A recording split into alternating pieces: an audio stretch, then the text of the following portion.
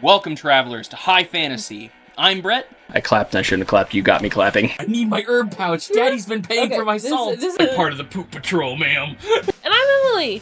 But I'm like, don't make the robots. Don't make the robots crunch. I would speak with dinosaur in a second. I have beef with DC. It's a thing. It's a whole thing. Join us on our epic world-spanning adventures. Armed with only a bit of long-bottom leaf, we will delve into some of the most amazing worlds of imagination that have ever existed. Before we get into that, don't forget to check out our Patreon if you want to support the channel. And without further ado, let's get into it. You can clap. You can. Yay! Hello, everybody, and welcome back to another episode of High Fantasy. I'm Brett. I'm Riley. And today, we're going to be talking about, I would say, arguably America's favorite thing in the world. We're talking about pew-pews and the science behind them. Amongst other things. Amongst other things, yes. We'll see where we go. We'll see where this trails off to. Now, anybody who's been listening to the podcast for a while knows that I attempted, and I probably did a very poor job, of going through the weapons of Fallout. And when I did so, I had to do a cursory glimpse into what weapons look like. Just how to, like, what is caliber? What is LR? Yes. And so much of this was me being like, now they're contradicting themselves because you can see here that they say the higher the number, the bigger the bullet, but also they have these weird letters at the end of it, which make no sense to me. So you get a bit of a discount because you spent some of your life growing up not in Idaho. That's fair. Me, yes. as a young boy who grew up in Idaho, automatically knows we come out of the womb knowing. Just automatically. Yeah. No, it's just part of the water. Yeah. You know, just like the fluoride. It's genetically passed down generation to generation. You get a pass, but my blood is a little redder and bluer and whiter than yours. Could you imagine? Somebody gets a cut and it's like, oh, you hit a white vein. We made it 3 minutes in and then didn't get to eugenics. Yeah. Goodness. Oh, my heavens. But yeah, all right. So impart some fun knowledge about boomsticks to all of our poor viewers who had to listen to me go through how pew-pews work. Well, so basic principle is you have a primer, a casing, powder inside the casing, and then your bullet, which the bullet is it's the tip of the dick. Yeah. Okay. That's the bullet. Okay. The actual thing that everyone calls bullets are cartridges. Okay. I know this because I'm definitely an expert and just not like someone who grew up in Idaho and kind of like guns as they grew up. I'm not a redneck. Shut up. I'm not a blue-collar worker. What do you mean? Not a subject matter expert. Yes. We'll leave that to forgotten weapons. Yes. However, so you got that cartridge, and you stick that in a confined space that's optimized. Yeah. To withstand a certain amount of pressure. And you get your caliber from that because you'll have certain barrels that are made for certain pressures. Okay. And then that way you have the fun kind of boom and not a catastrophic failure that explodes in your face and you don't have to, stick a thumb in it. So if you try to use like a 9mm bullet in a 50 caliber rifle, things are not going to go well. That specific one, I feel like that's more like a weenie down a hallway situation. Yeah, because I don't think the firing pin will actually come anywhere near the primer of the 9mm. You'll shoot it, it'll just go click. That's even better. I mean, you can try. I don't. Now you can shove a 50 BMG in a 12 gauge. Oh, those are similar enough diameter. You might not have a 12 gauge after, but you will have fired at least 150 cal round. You and the guy she says not to worry about. The only times I've seen it done are where my favorite gun tubers feel comfortable enough with their experiment that they still have a rope tied to the trigger and are behind a barricade. Oh man. Oh, man. So it's possible to use other caliber bullets with other caliber guns. It's just really not a good idea. And the mixed result bag feels extremely crazy. Well, and these are the type of guys that their margins for safety, they're very serious about their gun safety. Mm-hmm. That also didn't stop them from going, what if we took what is typically a hand crank Gatling gun? Oh. And you know, what makes a minigun Yeah. instead of a Gatling gun is it's not human powered. Oh. Which is why you can have a Gatling gun. Uh-huh. And there's no more regulation on it than buying a normal rifle. Oh. You just got to be 21. What? No tax stamp. No nothing. Oh my you goodness. You can get it. What makes it a minigun is when you put a motor on that and bitch. it just goes brrrr. So when you swap out that hand crank for a gear sprocket and a bike chain. Okay. That's literally the only difference. These guys decided taking a Gatling gun, mounting it to your handlebars on a bicycle, and making a really long chain. And it was bike powered? If you're moving, it's firing. I've been saying that wrong since the beginning. Anytime I see one of those guns, I'm like, it's a Gatling gun. So every time I see a minigun, and I know that it's a minigun, I've used them interchangeably. Mm-hmm. So like when I see something, most people, like, unless you're into not getting fucked by the ATF, and also have the means and the intention to purchase said things, it doesn't really affect most people. Okay, fair. Not everyone's, you know, that's Jim. He's a Gatling gun guy. So it's just one of those moments when you have somebody who knows about guns and they're hearing you talk about something, and in their brain they're like, don't correct him. This is a common mistake. Like, and they're fighting every urge in their body to not push their glasses up and go, actually. I feel like most gun nerds will give a Gatling gun minigun mishap a pass. A pass without blinking. Okay. Now, if you start saying clip, which I did to you because you told me about this, and magazine, and you don't know the difference, and you think same, close enough, it's not. And there's two types of there's three types. There's the people who will say it because fuck you, it doesn't matter to them. Yeah. And then the two other types are the people who are nerdy enough about guns, but still want to appear as a semi-sane person. Mm-hmm. So they're just like, I'm not going to mention it. I'm not going to mention it. Yeah, I'm just not going to say it. Yeah. No, we're not doing that. Because if I do say it's going to make me look crazy. My eye's twitching, but I'm not going to do anything about it. We're just going to gloss past it, and hopefully they'll stop. Oh, and then there's the people who are tired of the aneurysms, and like, fuck it. I've got guns. I don't care if they think I'm crazy. What are they going to do about it? What are you going to do about it, nerd? It's a mag! That's so funny. Oh my gosh, because I remember you brought that up when we were shooting. Mm-hmm. And because you brought that up, I specifically made a magic item called the Chaos Clip. I think, yeah. And when I gave it to Xander's character, you were just like twitching, and you're like, no. For the rest of the campaign, I'm gonna have to hear how we use the Chaos Clip to do. Well, and that's the thing. Like, so, I firmly believe I'm in the I twitch at you, but I'm gonna try not to unless it's. Try not to correct you. Try not to. I also know that if I make too much of a stink about it, that person's not going to give it up. They don't have to have any meat in the game for it. Like, no.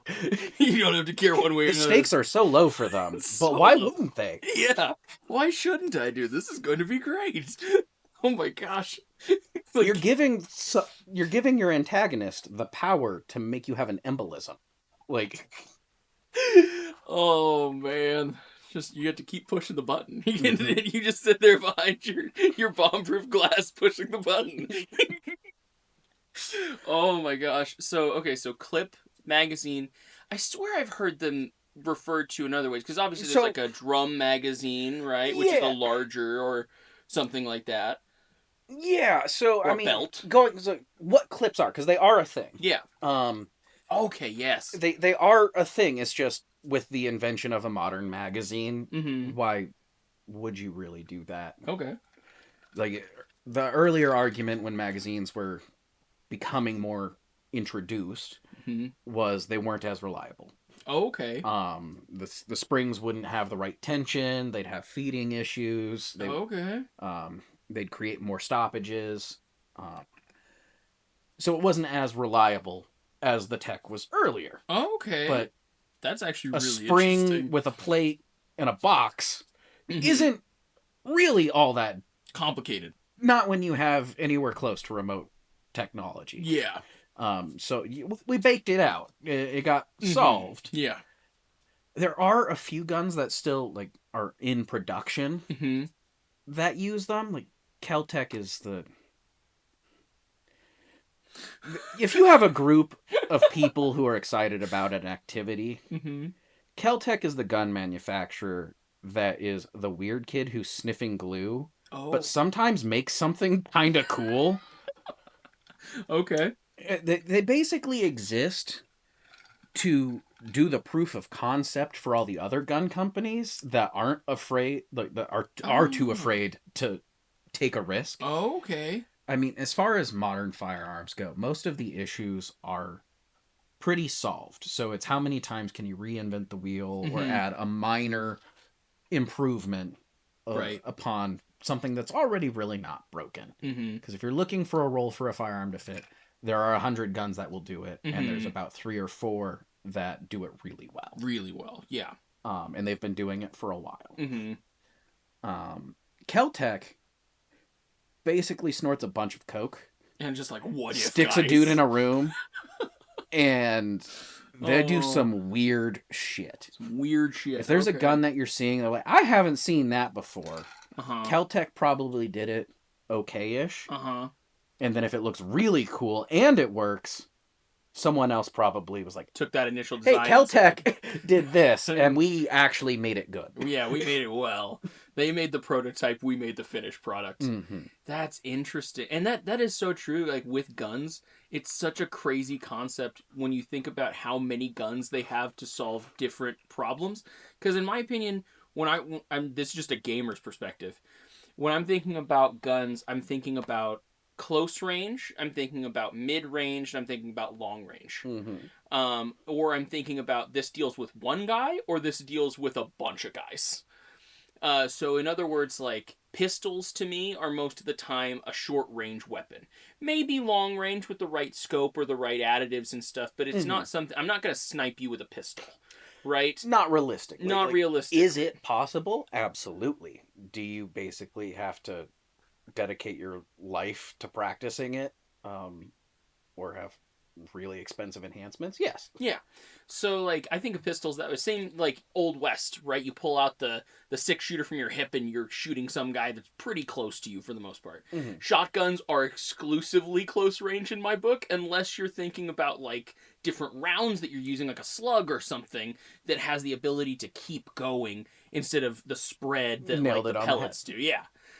And so it's like, unless you're using something very specific, I always think of like shotguns close range, pistols are close range. But like an SMG, I always see that as close to mid range. Like really depends on what you're looking for. It's a nice bullet sprayer, but and sometimes it'll get the job done just because you can throw enough bullets in one direction to kind of get accurate enough, right? And then you have like rifles that fit that mid to long range perspective where it's like depending on the rifle and depending on how big of a boom you want, this is what this goes. And when I say it deals with one or multiple, it's like, are we talking about a pistol or are we talking about a grenade launcher? Like this is for a group of enemies or this is for like a single target person that I'm trying to unalive. So I mean, so the short, simple, stupid answer is the right gun for the job is the one you have. That's fair. That's true. At the end of the day, like you can play coulda, shoulda, woulda. Yeah. But I think all but the top nth percent of gun owners are poor in their gun wanting minds. That's fair. Because there's always a cooler, bigger, better gun. But realistically, you can only get so many. Yeah. So the one you have is the best one. That's fair. But in lieu of a looser budget,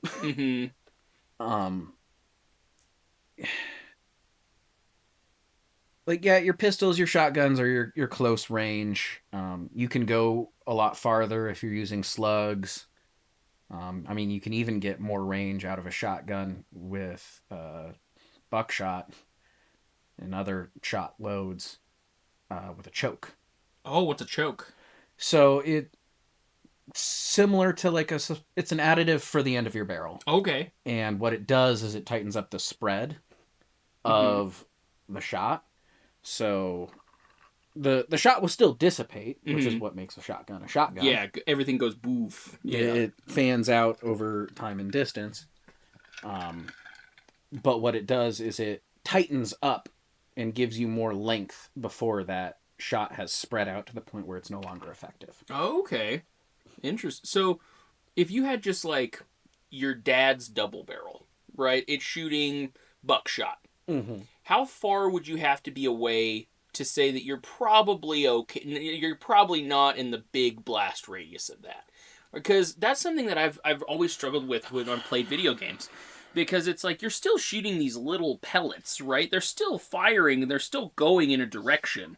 So the question has always been, is it just you have to be far enough away and then the velocity isn't as big of a problem anymore? Or is it, well, they're still going to hurt really bad when they hit you, but you only get hit by one instead of 50? I mean, all right. So if you're duck hunting, which is something I've never done, but just we're giving a concept. Yeah. And I don't have a shotgun, and it's been a long time since I've shot them. Mm-hmm. So there might be a bit of give or take here. Mm-hmm. Not a subject matter expert.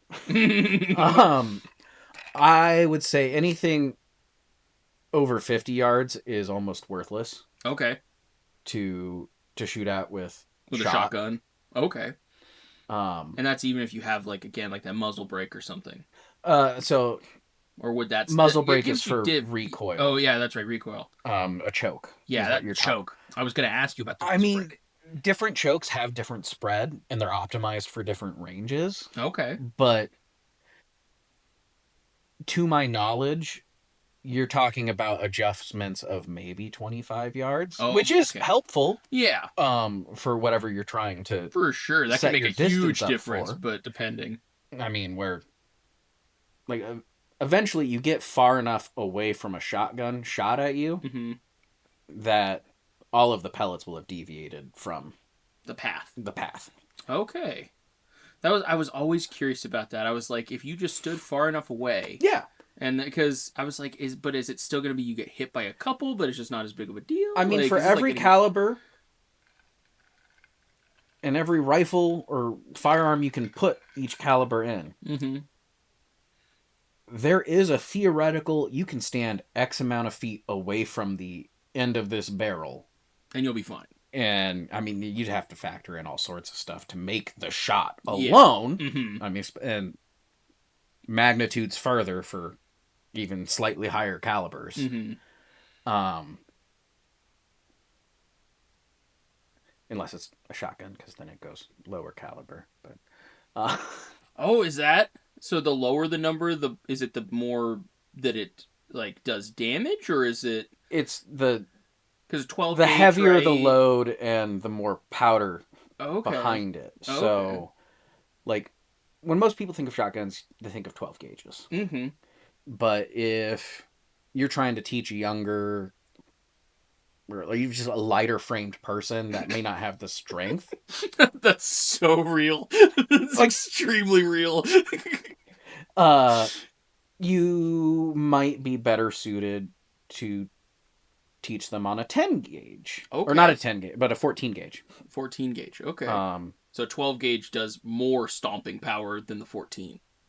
There's more mass, which requires more powder to put more ass behind it. So you have to hold on to it harder for the kick. Oh, well, it's going to kick you harder. Yeah. You should always hold on to it, Brett. Well, yeah. Yeah, that's fair. Because, I remember my uncle, he was in the Army. He never actually saw any real combat or anything. Most people in the military don't. Yeah. But my grandma was from West Virginia. And so her only self-defense thing for her home was a double-barrel shotgun. And she kept it by the door. And he was just like, you know what? I'm just gonna take this out and I'm gonna shoot it one day. Like, it's gonna be fun. You know, it's gonna be like, I'm just gonna go do this for recreational purposes. And he said it knocked him down and stomped on him is the exact wording that he used for shooting the shotgun. And I remember thinking like, wow, that's insane. Oh yeah. Well, I mean, shit. I mean, even in the same caliber, if you are having someone shoot birdshot and you slip a 12 gauge double-aught buck in there, there's more lead in there. Okay. That load is going to have more weight, which Okay. means more resistance for the gas from the rapidly expanding gunpowder. Means more of that equal and opposite reaction is going into your shoulder. To your shoulder, yeah. Because there's more resistance from the mass.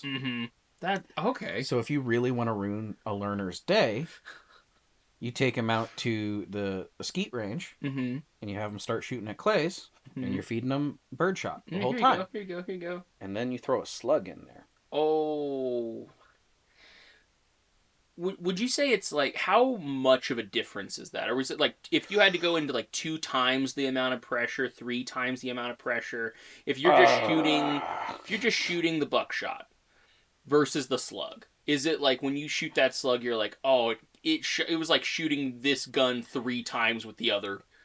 Unless you want an answer that smells like my ass, because that's where I would be pulling it from. That's fair. I cannot give you a confident. I did not look at the spreadsheet of. So fair. That's incredibly true. You know, that's another thing I found about firearms that is so immensely fascinating. And again, just as a gamer, because I don't do it. But it's so interesting because, like, when you're playing the games, it's like, would you like to switch your ammunition that you're using in here? You know, and a lot of games have implemented that, right? A lot. I know it's in a fair amount of games. I would still say it's rather uncommon. As far as most games go. And, like, in video games, how it's like you can swap them out. Yeah, so the most notorious game, I would say, that has actual ammunitions, or at least something more than this is the big gun ammo. I mean, in Arc Raiders, you've got your medium, your light, and your heavy. Which, I mean, makes it simplistic enough that, one, it's a quality of life thing. I've lost enough sanity and taken enough psychic damage playing Tarkov. It's really cool from a gun nerd perspective that every gun in that game is a real gun. It's like hyper realistic. Every attachment is a real attachment. You could make this gun in real life. I mean, you can learn rudimentary, like, this is how a gun works and these are the parts to a limited degree. Yeah. Just by playing Tarkov and building loadouts. I wouldn't say that's super common, but I mean, there's a few games, but they're all kind of like on fringe niches for the most part. Because, like, I remember when I first started playing, I think it was Resistance: Fall of Man, and it's like aliens have invaded and they've basically destroyed the world, and you're a soldier. Time to take back the White House. You know, kind of stuff. Super basic concept, very fun. You have like aliens, right? And so you get alien guns. You have like normal guns, and then it's like, okay, are you using armor penetrating rounds? Are you using high powered rounds? Are you using regular ammunition for the weapon? Yeah, no, and I think there are more. I mean, like, Tarkov is the prime example of immaculate specificity on that. I mean, they still get things wrong here and there, but there's the intent to, like, this is a real thing in the real world. Yeah, we're putting it in the game. Reality. And then there's your specialized rounds kind of version where it's not, this is 7.62 by 39, but this is the armor beating round, and this is the so they don't actually call damage. it AP rounds. They call. I mean, so, like, yeah, there's plenty of rounds that have AP slapped on front that are for armor piercing. Okay. Not every bullet of the same caliber is made the same. You get different accuracies, you get different ranges, velocities, just off of different manufacturers, or even within the same manufacturer, but they have different grades of their ammunition. I mean, if you buy FMJ anything really, it's not going to be hard to find a version of that says these are target rounds. Mm-hmm. And a lot of people get caught up in, well, for like self-defense issues. Like, I need the good ammo. Mm-hmm. And there are different pluses and minuses to each different load, each different caliber. And there's so many micro niches upon that. People who swear by this and swear by that. But you know what no one ever said after they got shot in the head with a training round? What? Oh, it was training. It doesn't count. It's still deadly. Yeah, that's fair. Amongst gun nerds, there are better bullets than others. Mm-hmm. There's shitty ones, and a lot of that can really harken to reliability, or it's not giving you the velocity you want that gun to perform, or whatever. All bullets are bullets, though. That's insane. I remember, it's because it makes a lot of sense, right? Because again, if under the concept of you have a gun to your head, it's not really going to matter if it's an AP round or if it's a high-powered round or if it's a normal shot. It really doesn't matter because it's still going through your head, right? Then that's the point. Yeah, and it's like, yeah, you might have better bullets for certain situations. I mean, most American armed forces aren't carrying armor-piercing bullets because we have yet to really go up against a force that's wearing body armor. Now, you might have people who are going out with a special mission, or their gear set involves stuff for harder targets than a flesh bag. Yeah. But the reason every U.S. soldier and every U.S. Marine isn't just loaded to the gills with AP rounds, because in the world where you have AP rounds, why would you not? Yeah. Especially when you've got the American government backing your budget. But I remember when I was playing, I think, Fallout New Vegas. Have you played Fallout New Vegas at all? No, I have not played the best Fallout game ever. Man, I've got so many questions that because of the Fallout universe and because it exists, I've got questions for an actual person who knows gun information. So, okay, hit me with it. So, like, for one, there's a perk you can take called Junk Loader. Mm-hmm. And for the life of me, but the idea is you take scrap metal and you melt it down, and that makes bullets for you. So you have gunpowder, you have the scrap metal, and you have this. So the only way that people online, and I looked this up, the only way they were able to justify this and figure out, like, okay, what does that mean? Is they were like, instead of using lead, like almost everybody does for the bullet tip, these people are finding, like, scrap iron and, actual scrap steel and stuff. They are melting it down, and they are forming their bullet tips out of basically scrap iron. Would that work? Why is lead the best one? I mean, lead is great because it's relatively cheap and it's dense. Okay. A lot of, like, high sci-fi will have this cool thing called DU rounds, or depleted uranium. Oh, no. And it's sci-fi because, we've got so much depleted uranium that we want to release into the populace. So much. Literally releasing into their bodies via a shot. But it's sci-fi because it's denser than lead. Okay. So you'd have to put more ass behind it to get it to go the same speed and distance. But it's harder. But it's going to break through more things. Interesting. Is that the difference between, like, an armor-penetrating round? Yeah, so, like, if you want an AP round, you're going to put the densest thing you can in there. Oh, that makes so much sense. Because I always remember high-powered rounds were effective against fleshy targets. Regular rounds were kind of a mix of both, and then AP rounds were like, if you had an armored target, here you go. So, prevailing, at least Western thought, is speed beats armor. Oh, okay. So that's why 5.56. I mean, it's basically a 22 caliber bullet. Okay. I mean, you can use 22 cal suppressors for a 5.56 gun. Okay. Maybe not all of them, but it's very doable. Yeah. 22s are notoriously, like, the weakest caliber. There's actually weaker ones, but really, wow. you're getting into airsoft gun territory. Oh no. I mean, good airsoft gun, but yeah, but still, yeah. like this is technically a gun because we have to classify it that way. But and because I remember you can sneak. Those are some of your holdout weapons in Fallout New Vegas. Things you can sneak in is like a 22 pistol. That's one of the biggest weapons. It's a gun, but it's one of the weakest guns you're gonna get. Yeah. So when you have 5.56, it's basically just a slightly meaner 22.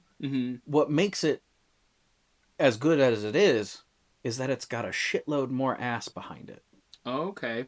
And typically a lot more runway because there's a lot of 22 caliber pistols. I mean, you have 22 caliber rifles. Yeah. But you're getting nowhere near the same velocities. I'm sure. And that's then just because the barrel's so much shorter. Okay. And then if you want to go into more armor piercing, you'll have either some incendiary coated rounds, which those are mostly for tracing, and you're firing a lot of volume. So instead of lining up each shot carefully on a machine gun that's trying to shoot down an aircraft coming towards your aircraft carrier back in World War II, instead of stopping to check, you see the green or red streak of death. That makes so much sense. Oh my gosh, I get it now. And you know how to adjust. Oh man, that's kind of crazy. Wow. What's really cool is taking a bunch of the ones that burn green. Because they're every like 3 or 4 rounds, typically. So that way it's not every shot. You don't want them all to be as expensive as they have to be. Yeah. But if you want to have fun, you wait till it's night. And then you have Star Wars. Oh my god. You just put a little bit of the Star Wars sound effect of the blasters behind it. They're close. Like half of them were kit bashed together from gun parts. Like fair. That makes futuristic weapons are almost always lasers. It's almost every time. It's like still the basic idea of look, I have a gun, but instead of shooting lead or some ballistic weaponry, no, that is archaic and caveman. Check out this dope ass laser I got. 12 gauges are really cool and really awesome. You know what they don't smell like? The future. No, but they smell like freedom. Yes. You fire one of those off and it smells like America. Honestly, anything that shoots a projectile and makes a loud noise, that smells like freedom. Yeah. You just hear an eagle in the background. I don't want to hear you taking those spud guns and putting them to the side. Another one of the questions that I had was going back to Fallout. Okay. So we talked about the junk loader, feat. And so it's realistic. In an apocalyptic situation, you could use it. Yeah, so you could. Going to like a post-apocalyptic thing, one of the reasons we use lead, I mean, it's cheap, it's dense, but it's a constant. You know, if you have X amount of lead for this caliber, you need X amount of powder. It's going to go X far. Oh, the measurements are off. Now, you can make a gun like in Fallout Season 1, that shoots teeth. Yeah. You can do that. You're going to need a different amount of powder. Now, you can underpowder it to be safe, but it's not going to go as far. It's not going to hit as hard. But it becomes very easy to overpowder. Oh. That's why home reloading is not for everyone. Because it's a great way to find your gun inside yourself. Oh boy. Oh no. Wow. If it's just a little too spicy. Oh man. That's why if you buy ammo from someone else, that shit better be sealed. Oh man. You don't buy loosies from people and put that in a gun you want to have at the end of the day. Okay, because it could be anything. It could be. Now, wow. You trust the guy. You're like, okay. Not with my guns. Is it fair to say you don't trust somebody like that, but would you have somebody where you're like... If I was fighting for my life... I believe this guy. And I had to pick up someone else's gun because I went dry. Yeah. Am I rejecting the ammo they have? No. Because I believe that person was there to fight me the best they could with what they had. Yeah. Now, they might have shitty rounds. But fair. But as far as like, this is a significant portion of my net worth. Mm-hmm. Do I like? Yeah, ammo's expensive, but is it? I want to get rid of my $2,500 gun. Expensive, yeah. Like you could chip out a little bit for known good rounds. That's fair. And if it still blows your gun up, then you can sue the manufacturer. Which is always nice. Suing Jimbo, he has magnitudes less. Magnitudes less. If you're Sig Sauer, then just put it in line. It'll go off, unlike our P320s. That's a joke I did not get.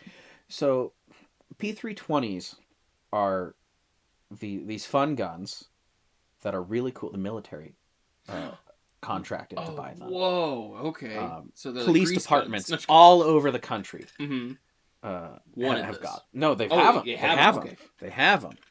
And they're the M17 or the M18. It's basically a longer or shorter barreled version of the same gun. Okay. Made by Sig Sauer. Made to replace the Beretta M9 for the military. I always heard Berettas were like the shit. They're good at what they do. Mm-hmm. I don't know a single person who is buying that gun for concealed carry. Okay. Like, most civilians will not buy a Beretta M9 because that's the gun that they want. Mm-hmm. It's a good gun. It does what it's supposed to. It's no one's favorite. Oh, okay. So this is like the vanilla, the white bread of handguns. Okay. But the P320, M17 or M18 by Sig Sauer, mm-hmm. all the same thing, has this fun little quirk where it's got a Bluetooth trigger. What? Yeah. Wait. Yeah. A Bluetooth trigger. Okay, hold on. As someone with no experience in this, let me just take a shot in the dark. Okay. And let me see if I can figure out what a Bluetooth trigger is. Because I'm hoping it's what I have in my mind. Is it literally a Bluetooth device that you can just... Oh, that'd be cool. That'd be cool, wouldn't it?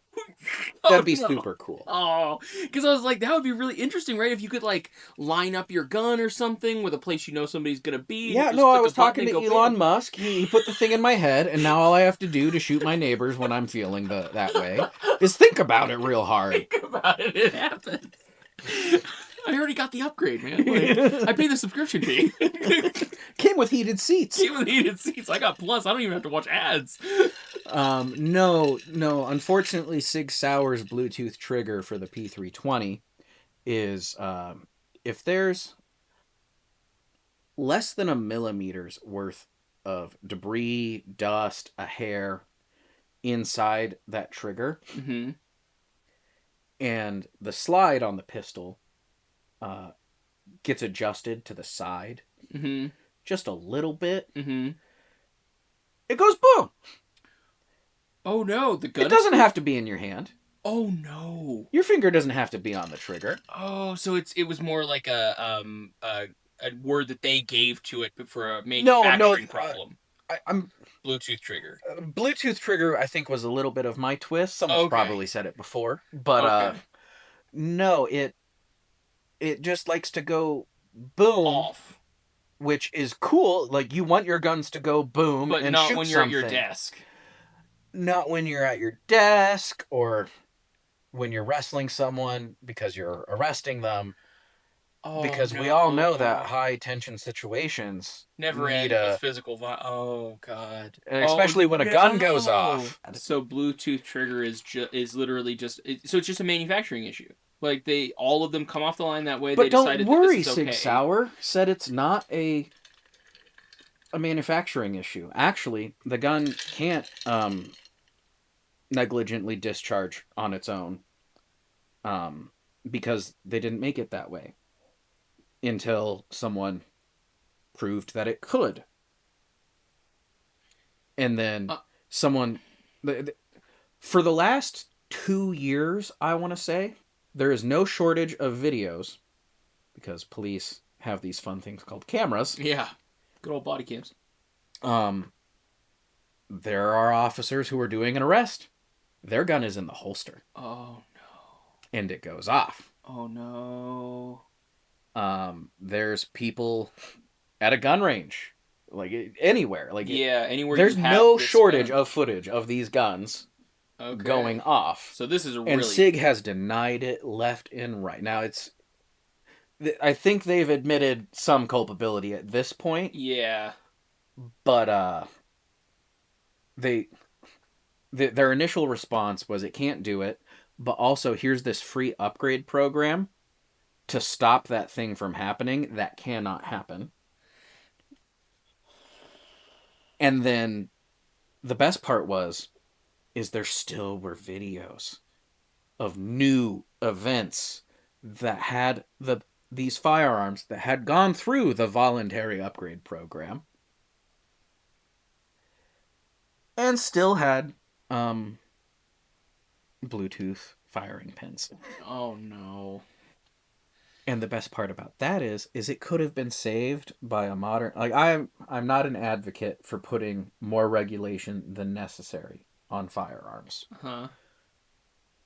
But I'm never going to be mad at someone for putting a safety on. So, depends on the safety feature, but specifically a safety. Oh, safety. No one's going to be mad. The gun doesn't have a safety? Well, it does. However... They're different. Not all safeties are made equally. Does that little thing bypass it? Even if it's on the safety, it'll still... Because I was assuming that it had to have bypassed the safety, but I was like, maybe... Not all safeties are made equally. There are different types. And I mean, there's some pistols that have 3 layers of that. Okay. Most modern pistols usually have 2 different safety mechanisms. Okay. There are some that deactivate. They have a plate on the back of the pistol grip where once you squeeze that, it deactivates that. So that way it has to be held. Yeah. And the trigger has to be pulled down. Oh, okay.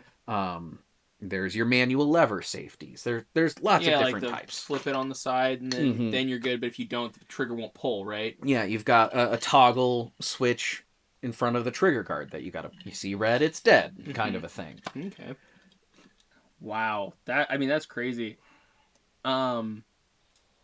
So going back to Fallout, if we have, and this isn't even Fallout, this is also even just any kind of futuristic idea, almost like we just brought up with Star Wars, right? Mm-hmm. Futuristic gun. There's a reason that ballistic weaponry is put in its own category when you're playing games. Because it's just like, no, the fancy light gun is pretty to watch. Well, it doesn't feel like the future. No, really doesn't. It really doesn't.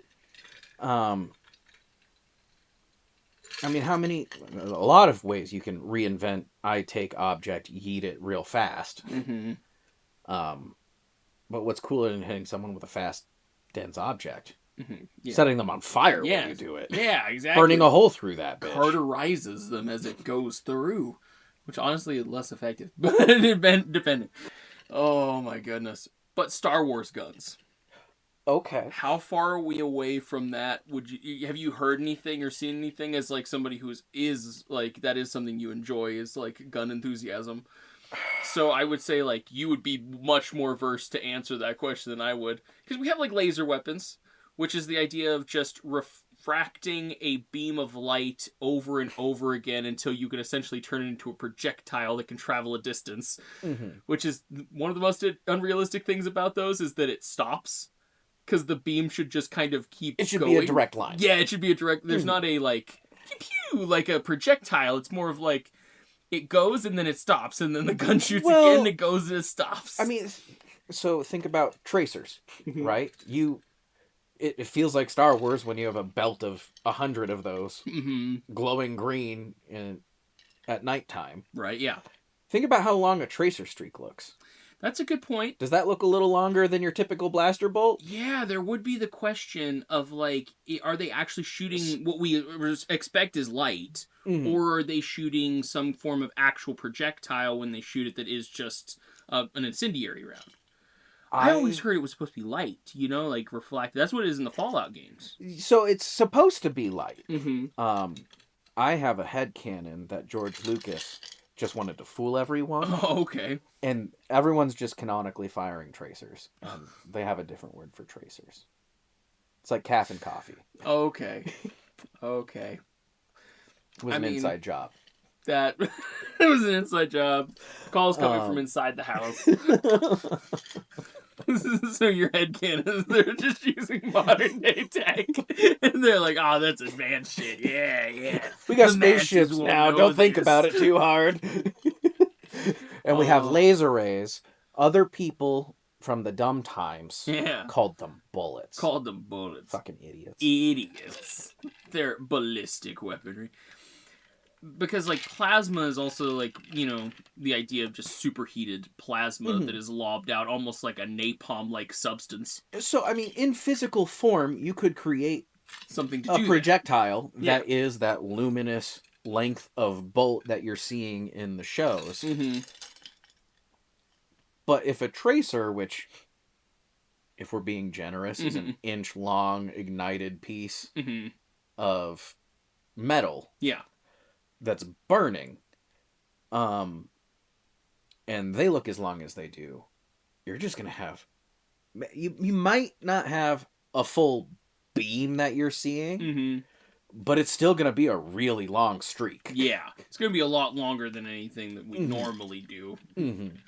That's fair, because, like, when I was thinking about the laser weapons versus plasma weapons versus, like, energy weapons and almost anything...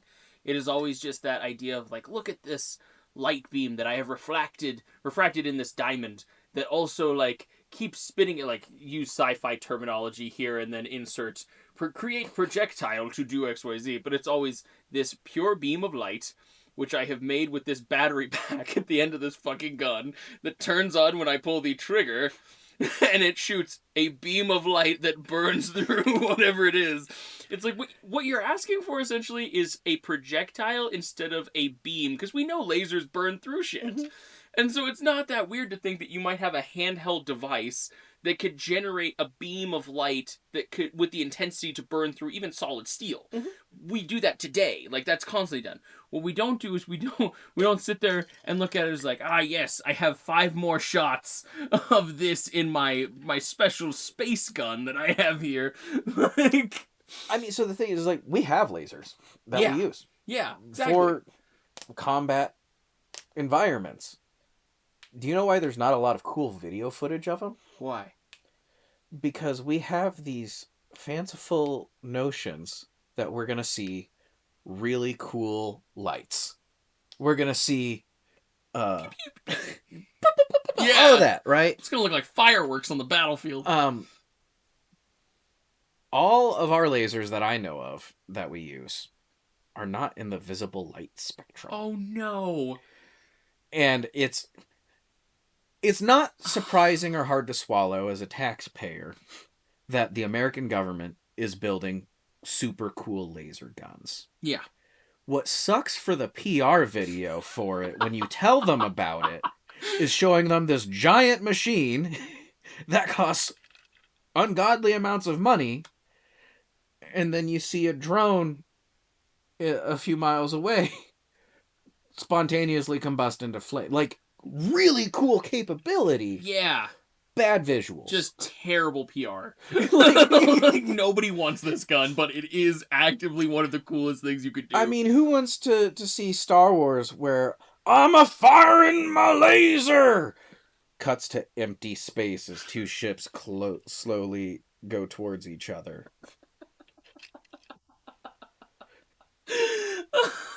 You know, I mean, we're already going with extra, because if we're being super realistic, there's no none of the vacuum of space. No, there's just it's quiet as a Morgan there. Yeah, good point. Yeah. You've got, that sucks. Dude, that sucks so much. That's awful. So since we have these lasers that we're using in combat situations that are beyond the visible light spectrum, that sucks. Dude, like, yeah. However, unclassified, there is a crowd dispersion device that is OC spray for the ears. Oh, no. It's I hated every part of what you just said. Dude, my ears feel dirty. Spicy is the correct word. Yeah, they oh. That's the flavor you're hearing. Oh no, they feel bad. They hear bad now. What? Mm-hmm. Oh.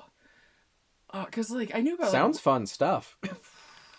like rubber bullets, there's a lot of things, mace, etc., etc., even to the point like hoses, like fire hoses and stuff to just be like, get back. But I never thought of sonic weaponry just being like deployed on a crowd of people. Yeah. Oh, cool. That's great. And That's we've decided wonderful. you all have tinnitus now. Maybe not forever. Depends on the amplitude we played it at. But for right now, for sure. Mild nausea may ensue. My goodness. That's rough. I mean, shit, we live in a world where Nikola Tesla almost took a bridge down because he had his doomsday device that he supposedly destroyed. That's right. That supposedly also existed, but that man did a lot with sonic resonance. Mm-hmm. And I think extrapolating the concept of I recorded the sound of striking a wine glass, Mm-hmm. and if I play it loud enough, it wobbles for me. If I play it louder than that, it breaks itself. Now you take the sound with concrete and accidentally turn the volume up too much, amplitude. Oh no. And then concrete starts shaking. Oh. Turn it up more. And then it breaks. And then it shakes so violently that it's no longer gluing itself to the things it's been glued to.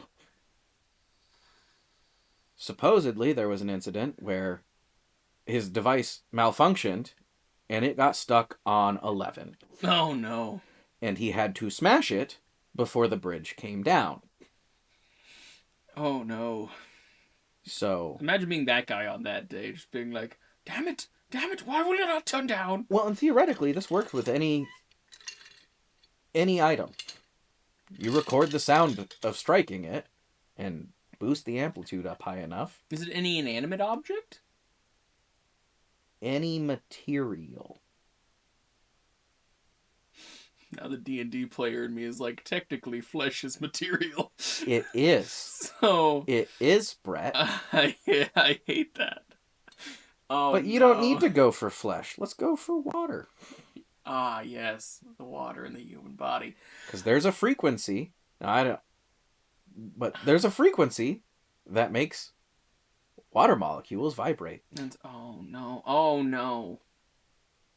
Yeah, we're good. We're getting real bloodbender on this. Yeah, we really are. This is Katara. Let it go. Like she had the right idea. This isn't the way to win. Don't worry.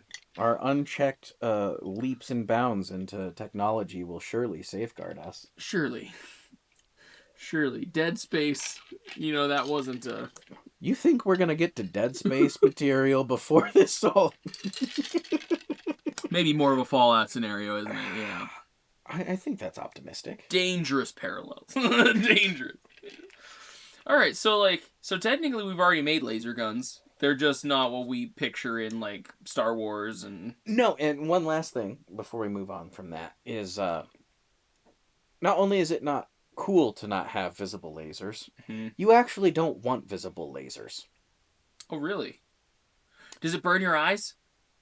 No, I mean, don't be on the opposite end of a laser. That's rule number 1. Well, when I said burn your eyes, I mean, like, when you look at the sun, how it's like, okay, I mean, that's really fucking bad for your eyes. Potentially, but why would... If you had the option between a gun that telegraphs where you are to the person you're shooting at... Oh, what a great point. Or an option to not have that... What a great point. Yeah, something, like, that's not great for a sniper. You're not... That's a terrible thing for a sniper to You're have. not choosing to tell them where you're at. That makes so much sense. Oh my gosh, I get it now. Yeah, you've got such a good point. The funniest thing is I play sniper in almost every game that I play because I like just being far enough out of the way that they can't do anything to me. So that would in a normal situation, just be like, oh yeah, we just follow the glowing like line. Moral of the story is science is really cool and fun. Same with physics. Mm-hmm. Until you try to make that cool and fun thing from that thing you love in the real world, where we're at a point where most of it's realistic. It's possible to make it. Mm-hmm. It's never going to be as cool as the thing that you're trying to make that you love.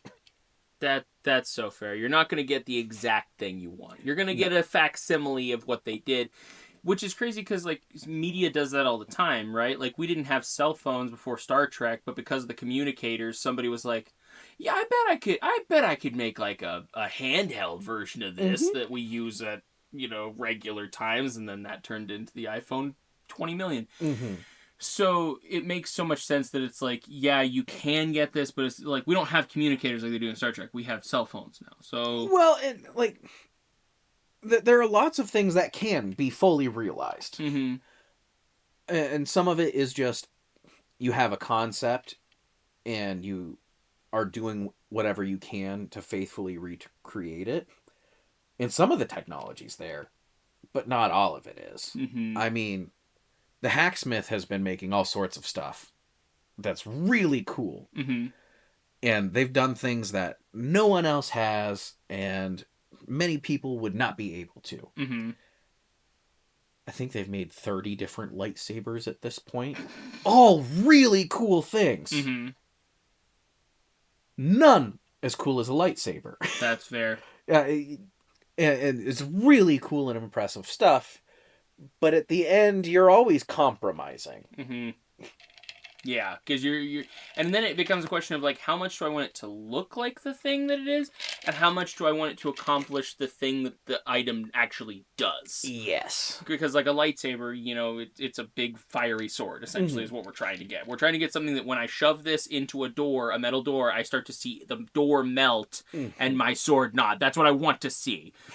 So we're trying for that, but it's not going to exactly look like the nice straight beam that this guy got. And, you've had people that made like the blowtorch versions where it's like, this is kind of what they were going for and it still accomplishes the feat that they were doing. But I've got to have this huge backpack of on and I'm going to do the XYZ to make it happen. I mean, one of the more promising things with the hacksmith is Fallout's real big right now. He's doing the power armor. Oh man. And I haven't watched any of those videos yet, but I've been waiting for him to get farther in the project so I can watch kind of binge the it series a little bit, yeah. and binge it. But even just the thumbnails, like it looks like your Fallout power armor. And the hard thing with like those exosuit in any sci-fi, any kind of this enhances to fruition, is just getting the mechanics, like the power assisted elements, to actually be in there. Like cosplayers have had it great for a while, where like I just need to be able to walk in this. It just needs to look the part, and I don't have to carry a literal ton of metal on me to do it. I can cover it in styrofoam and a little bit of nothing. Yeah. And it's insane what they can do as a cosplayer. With cardboard, and make something awesome. Beautiful looking. Not gonna stop a bullet. But making a walking tank, and this, I get to be a wet blanket again. You don't want to make a walking tank. Why not? So we live in a world where man pads and just basic missile launching devices exist, and you can make a surface to surface man portable missile launcher that's fire and forget a lot cheaper than you can make a suit of power armor. That's extremely You can do it fair. a lot faster than a suit of power armor. You know what you're probably not doing in most power armor? Going prone. Imagine being the only guy who can't dive. Yeah, you can't get down. Oh no. Oh, that sucks. Because now you're the only jackass with your head up. Yeah, and so they've got nothing else to shoot at but you. And you move slower than a tank. You're smaller than a tank, but that radar signature is still that radar signature.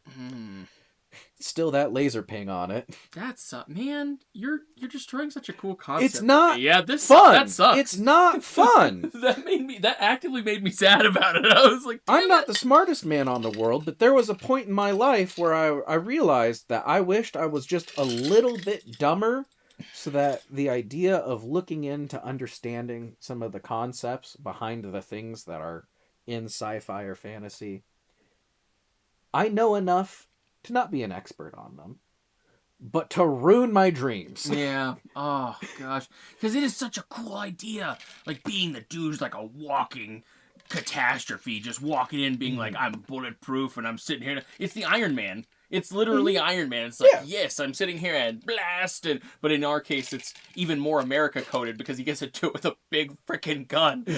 Like. So, that sucks because it's so true. Like, and I remember even thinking, like, there's no way that they don't have. They have plasma weaponry that will burn through solid steel. Mm-hmm. There's no way they don't have something that deals with people in power armor effectively. Yeah, it's a man pad. What is a man pad? It's the surface. Man pads are typically for surface to air. Okay, but it's a. But it'll work on a rocket launcher a dude can carry. Okay. Wait for the beep and pull the trigger. Oh wow! Oh yeah, and it's like a tracking. I mean, there's dumb fire, there's smart fire, there's wire guided, there's laser guided, there's all sorts of stuff. Yeah, well, and that's like in the games they take it. You know, like a dude in power armor sits there when you shoot him with a rocket launcher, and it's like, oh my god, what an absolute monster! Game design. Yeah. That's amazing, and it's so fun. So cool to be the big chungus with a minigun. Yes. Laying waste. It's so good, dude. I mean, there's no shortage of games where you've got the heavy character. Yeah. Lumbering around with a minigun. Mm-hmm. Great, throw a grenade at his feet and walk away. He's not sprinting out of range. Mm-hmm. Yeah, exactly. He's gonna sit there and he's gonna take the damage. But the fact that he can take the damage is half the scary part. You're not walking through the map going, I'm Mr. Big Dickums, as I go. Yeah. It's so fun. Gosh, it's so fun. Like, yeah, you'll have a good no Russian run, but it's gonna end. Yeah, against like. If you take that same person into a basic combat situation where they weren't prepared for something like that, and they only have like, you know, not necessarily small caliber guns, but not great caliber, like just like let's say just machine guns. I would say almost every caliber has a purpose where it's great for. Well, yeah, that's fair. That's fair. It depends on what you're tailoring it for, but not against power. No, yeah, no, that's off. Let me tickle you, yeah, and eventually you'll get grumpy at me. Yeah, because again, it goes back to Iron Man, where we're like every dude wants to be that dude in a full set of armor who's basically untouchable. Who's just like, this is incredible. This is wonderful. I am crushing people. Who thinks knights are lame? Yeah. And it's just I'm sure there's someone, but... It's literally just sci-fi knight. Knights have always been cool. Yeah. No one gets offered the opportunity to be a knight. And it's like, yeah, this sucks. This is stupid. Like, who's playing a video game and goes, hey, you have the choice between not being covered in super cool Big Dickums armor... Or being covered. Yes. Like, yeah, there's people who want to be like your rogue or whatever, yeah, right? I'm gonna be a stealth build this run. But even those people are eventually gonna be like, I want to be Big Dick. But I want to have the cool armor too. I just also want to have I got really tired with the stealth mechanics. Oh my gosh, that is extremely correct, yes. Skyrim is a great example for that. Hey, you want to be good, you're going to be a stealth archer. That's... But eventually you hit such a high level, you're like, I don't need to be a stealth archer. How many stealth archer runs do you need? Yeah, like, finally play the orc. Play the orc warrior that you always wanted to play with the big two-handed weapon and the full plate armor. Who cares if the orcish armor isn't as good as the ebony armor? It's thematic. We're role-playing. We're role-playing. I am Thorag tonight. I have a headcanon. I have a running monologue in my head about this right now. Oh my goodness, yes. Yes. It's so true. So power armor just it wouldn't work in any kind of reality if we are existing. I'm sure there I'm sure there are going to be applications for it, but the idea of every Marine being in a power armor thing or it being widespread, it's not practical. 5,000 of these guys aren't dropping out of like planes, flying over an area, doing a cool superhero landing, and then coming up with their big weapons and using them to just clear a battlefield. Yeah, I mean, you're not going to get that kind of mobility realistically, right? Now, say you could make the Fallout power armor exactly as it is. Yeah. We've taken manpads out of the equation. You don't have missile launchers for it. You can't get them enough, right? Drones are still a thing. And they're killing literal tanks. Yeah, so no chance. I mean, if you were the economist for the war chest, man, and you're going, hey, we can make 5,000 multi-million-dollar suits, or 5,000 $100 drones with an RPG on it, duct tape to it, which, I mean, Ukraine's using literally cardboard constructed drones. Like 3D printed drones. Wow. That's insane. They are a drone assembly line. Yeah. They're cranking them out. And all you got to do is put the FPV optic on it and yeah, it's just a delivery system. Yeah. Like, it doesn't have to have a person, it doesn't have to be comfortable, it doesn't have to fit anything. Like, technically, you wouldn't even have to have, like, a fuel tank to get it back to you. As long as it accomplishes the mission, that's all you really need to do, and you're done. It'd be great if you get it back. Yeah. Well, I mean, half of them are actually wire guided now because there's signal jamming. Like it's easy to jam the signal that is getting sent back to the drone operator. But if it's hardlined, now you need a really long wire. Real long. But we've been doing that with tow missiles. Wow. Yeah, you're bringing up all kinds of stuff. I have no idea what you're talking about. So. What's a tow missile? A tow missile is one of your rocket launchers. Now, I'm not an expert on this. I've never seen one in real life. Essentially, though, you have a missile that instead of you've got a laser and the missile goes where the laser's pointed. Yeah. There's not a radar system on this that is sending out signals and receiving what comes back, and the thing that sends something back the loudest is what's targeted. It is literally a wire that carries the signal between the missile and the launcher. Wow. The entire time. It's just a spool of wire. Yeah. Wow. Unfurling at crazy speeds.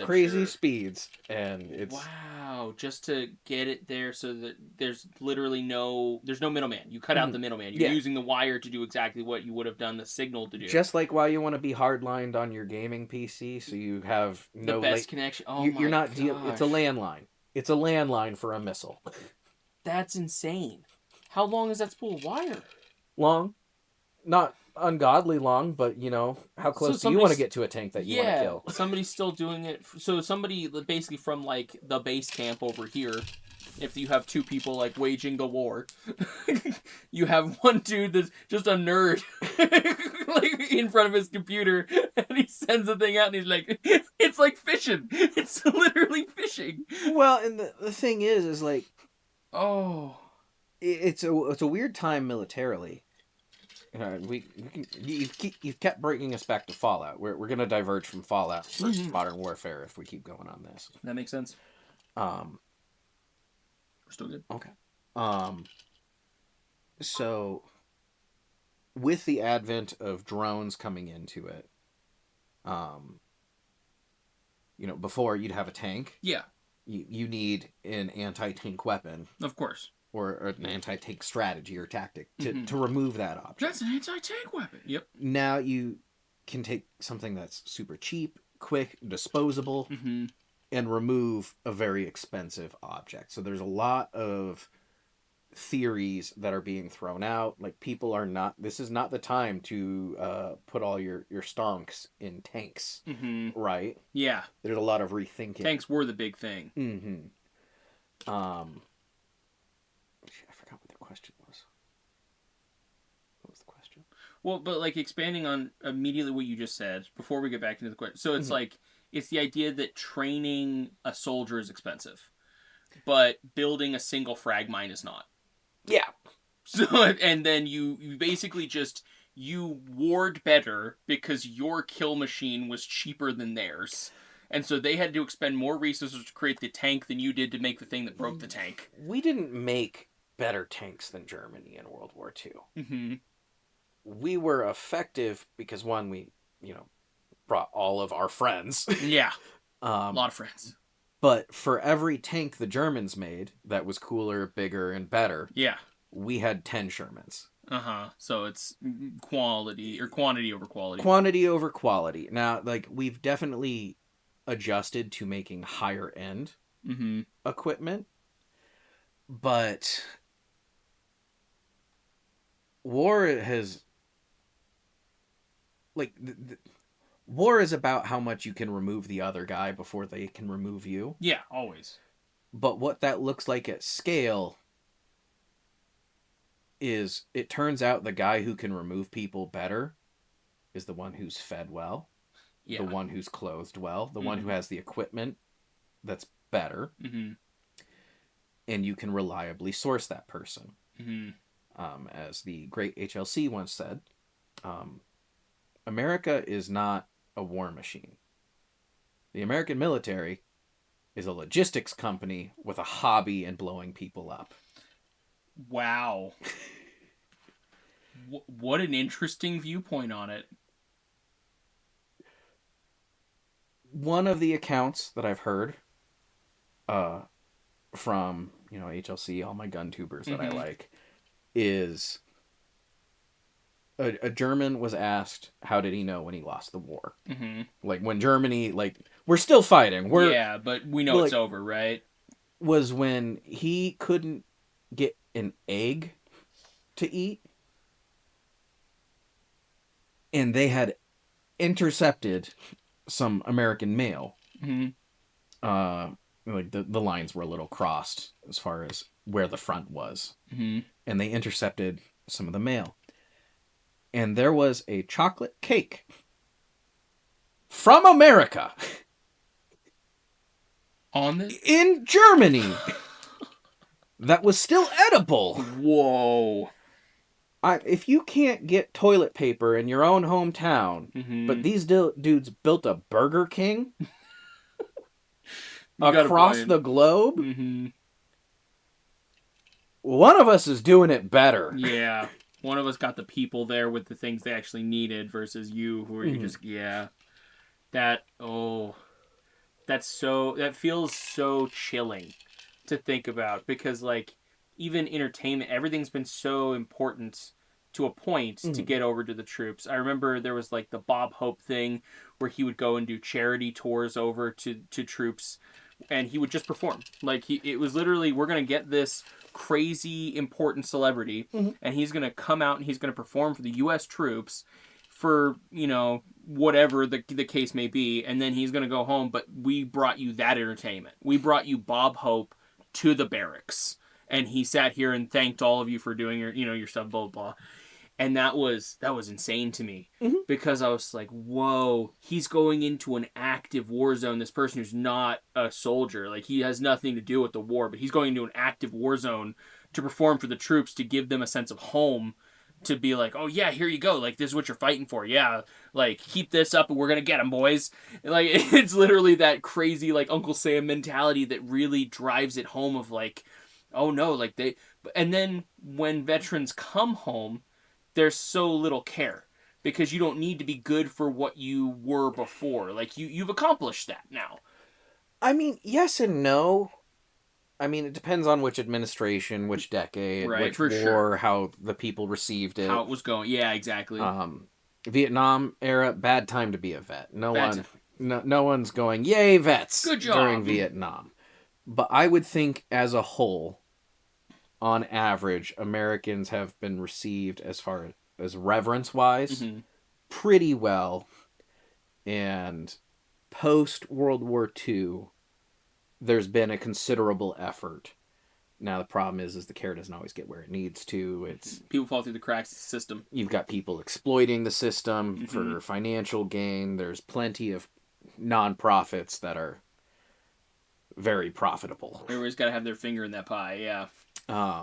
Again, money doesn't go where it's supposed to because it's too busy staying in the pockets of the people who are collecting it for other people. And when there is a support system for them, I mean, there are companies, like everyone's heard about VA disability. And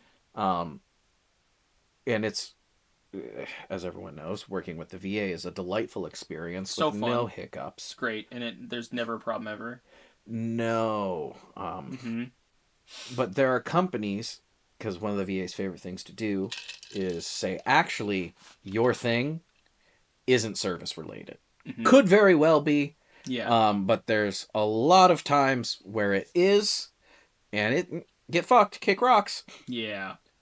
But there are companies that will advocate for you on your behalf for your disability. Yeah. There are some that do it for free and are in it for the love of the game of actually helping. And then there's a shitload of them are like, hey, we'll do this. But you know that lifetime supply of, disability for this thing that you have? We're going to want 20%. Again, now I can understand like that getting that claim approved and across the finish line is important, but you can charge a flat fee. Yeah. I mean, you can even make it a shitload of money that's based on the percentage of whatever that veteran is getting, and be like, all right, once you've done this, we got our fair share for the work we did. We're done. You did great. But instead, we want a lifetime subscription. Oh, man, that sucks. That's awful. And that is a little scummy. That's really bad. Yeah, I remember, because while my Uncle Joe didn't actually see action, because he was in the Army, my Uncle David did, and he was in Iraq. And he was over, like, it was crazy getting things over that distance, because, like you said, it's the people who have the stuff that are doing a good job. And we were having a real hard time getting things to him. And a lot of the soldiers were, like, even getting basic toilet paper, basic anything was just really difficult for those people.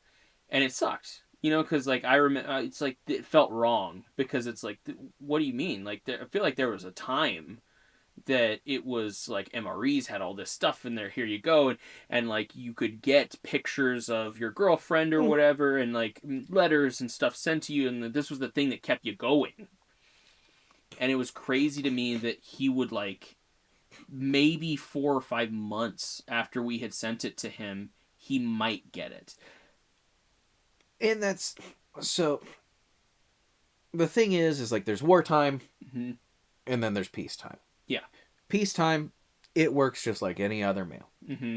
Wartime, where you have moving fronts, you've got different commands getting mixed in with each other. Yeah. You might be replenishing numbers where one command gets dissolved, or, you've got so many different names. You got so many multiples of names. Yeah.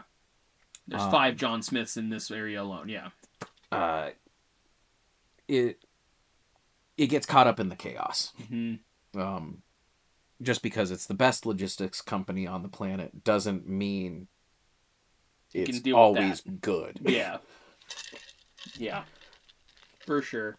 But, I mean, I'd like to see Iran send mail to troops on a foreign continent. For sure. Yeah, would be insane. And, like, I'm not saying that it was, like, bad. It just sucked, because, like, that is what he was. When we sent care packages, we would send stuff for his, I want to say it was a squad. That's what it was called. I could be getting the terminology wrong, so if I am, I don't know. But he had a group of people he was over. And it was, I have no idea what rank he had, and I don't want to ask the man, because to be honest, it feels, I don't want to bring him back to that time. I don't want him to think about it. And so I never go up to him and say, "Hey, got any crazy war stories, Uncle David?" You know, it's like let's let the man live out the rest of his life and not deal with that. If you're different people carry their experiences differently, surprisingly enough. The safest thing, but to still get a good story, is because there's not been a single person who entered the military and didn't have something fucked up or dumb or just moronically funny happen. Mm-hmm. They will have several stories. Oh, yeah. So, if you want to learn more about what it was like from a veteran, but you're scared to ask that question, Mm-hmm. like if they're not open about it, yeah, you might be able to prod once, but respect the answer if it's no. I think the reason I don't is because of that. Like, he told me, I think, 2 stories, and the 2 stories he told me was enough to make me never want to ask. Yeah, so a much safer question to ask would be, what's the most fucked up funny thing you saw? There you go. What's the dumbest thing What's that a fun happened? story? Yeah. What's a fun story from the war, Uncle David? How did you get your shell back? Or like, oh man, that is what'd you do for your blood stripe? just I don't even know the terminology you're using. That's the Marines. The shellbacks for the Navy when you cross the equator. Okay. We've got. I thought the Marines was eating crayons. Well, I mean, that's just what's in there. That's just the everyday. Okay, yeah. You got pinning your blood wings on, stitching your crows. Do you know what stitching your crows is? I don't know what any of these are yet. So I was in the Navy, wings. So we'll go with the stitching your crows. The Navy is, I mean, all branches are really big on tradition. Mm-hmm. The Navy is the most tradition of the tradition. Oh, okay. It's also one of the oldest branches. Mm-hmm. We have 13 buttons on our dress blues. Okay. I call them abstinence pants. Because if she wasn't sure about it by the first button, she'll have her mind made up by the 13th. There's actually 13 buttons. There are 13. It is designed to replicate the same uniform that was worn in the Revolutionary War. 13 buttons, dude? 13. So every time you gotta take a piss, it just sucks. Yes. And the dress blues are expensive, so if you're getting out in a couple of months and you had to wear your uniform one last time, you're sucking it in, and all of those are locked and loaded like primed bullet, just ready to go. Oh no. But stitching your crows originates from when someone would get promoted. It was a big thing. Yeah. Right? I mean, it's still a big thing. But there was this really cool tradition where, you'd take your old rank patch off and you'd sew your new one on in the same spot. Okay. The crew would go by one, and each person of the crew would do one stitch. Oh. And it was this really cool symbolic gesture of recognition. Like, good job, buddy, you did it. You got promoted. It's for everyone. Uh-huh, right? Yeah. It's and there is something like that. At least relatively recently. It got aged out because, apparently bullying people in the military is not allowed. Oh. But there was quite a long period of time between, we're the Revolutionary War Navy. Yeah. And we're doing this nice, fun event to where it turned into everyone stitches your crows on by impacting your shoulder where your patch is. And it turns into a gauntlet. And as we all know, the American military, and especially the Navy, is full of your most sane, rational, kind, and compassionate people. So no one would ever grab a wrench. No. Okay. So initially when you said it, I was like, so they're stitching it on. That's where it started. And then when you said they do it with their fists, of course what I was picturing was somebody with like a needle in their hand. And so you see where that's your initially blood wings. That's your blood wings. What the fuck? Okay, so that was what I was picturing originally, but then it's like, okay, so it just became a game of like, I'm gonna come punch you in the arm as hard as I can, and then a bunch of dudes lined up behind that guy to continue on the process. Mm-hmm. But then one dude just has a wrench? I mean, like, it's not prescribed that, and the last guy gets a wrench, but, depending on how well you know the guy, and how much you love or hate him, might impact what you bring as he runs the gauntlet. No. Oh, so you might just like... Is it ever one of those, like, somebody just kind of comes up and, like... Strictly and overtly not allowed. Uh-huh. In modern Navy. Oh, for sure. But it was absolutely a open secret for the longest time. Ow. Like, how many people would do? Was it like a line of 13 guys, or was it like... It's a command event. Oh, so it's like everybody shows up for it. I mean... As many as they want to. It was before my time. Uh-huh. So, I don't know. It's not like I saw a bunch of them, and I haven't, like, deep dived into it. But, there are small commands. The smallest I was in was a 90-person command. 90 people? But that was for a small minesweeper, bud. It was so small that you either could have a chief's berthing or a female berthing. And the chiefs aren't giving that up. So there's no females in that command because the ship is too small to have a spot for them. Oh. So this is a small ship. Okay. So if you were on like a big one, you were just boned. Like your arm's gone, essentially. You are not feeling that arm for weeks. Now, like on an aircraft carrier, you can have 4,000 people on an aircraft carrier. They're not all lining up for That's not... No, you're not getting that. But... It's at least a handful of the people who are a non-insignificant amount of people. Oh, man. That might be your division. I mean, I don't know how big it went, but... Uh-huh. All right. Well, holy shit. That's insane. Wow. I think that's a good point to end it on. Okay. Like what an interesting, like, we deep dived into some very just like, it felt like we were veering off a lot, but I think we managed to stay mostly on the topic of pew pew. Yeah. All right, everybody. So I hope you enjoyed this episode. If you did, please go check out our Patreon, where you get access to these episodes a whole week earlier at every tier. You also get access to the backlog videos that we have and a few Patreon exclusive videos that we do. Brett's feet are in it this time. And also, if you are a fan of cookbooks and like fantasy genres like Lord of the Rings, please do go check out the Copper Spoon Chronicles, a cookbook adventure written by my beautiful love, my fiance, and she made this, and it is a cookbook / fantasy adventure of Cobb Copperspoon, a young hobbit finding her way through adventure and filling out her cookbook. It's a coming-of-age story. It's really fun. Available wherever books are sold. Is there anything you'd like to talk about or bring up? Hi, Mom. Hi, Riley's mom. All right, everybody. With that, we're going to end it. But thank you all for listening, for everybody who did. And if you did, we'll see you again next time. And until then, goodbye, merry travelers.